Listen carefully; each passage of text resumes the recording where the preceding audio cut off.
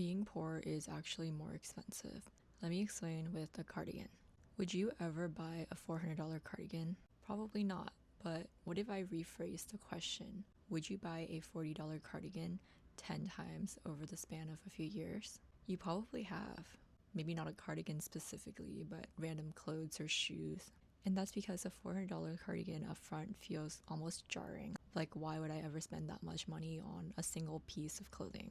But it's so much more normal to buy a cardigan that's worse quality and then maybe it wears down, starts to look a little bit dingy after a few washes, and you just feel like you need a new cardigan for work because you don't want to wear dingy clothes to work. So $40 10 times is $400 basically, but for something that is worse quality.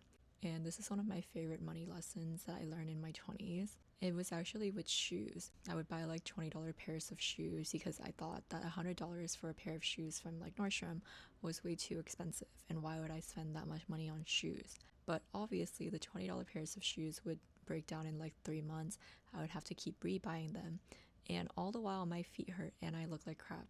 Whereas once I finally started to buy $100 shoes, I realized that they would last for years, they were comfortable, and I looked good while wearing them.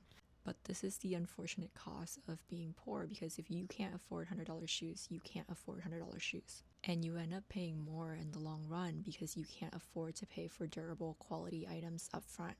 And this is one of my favorite money lessons, because you realize that sometimes when you invest up front, it ends up saving you more later on.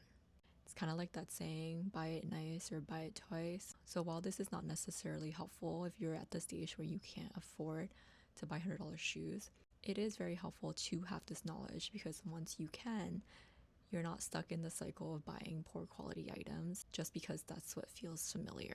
Follow for more money tips.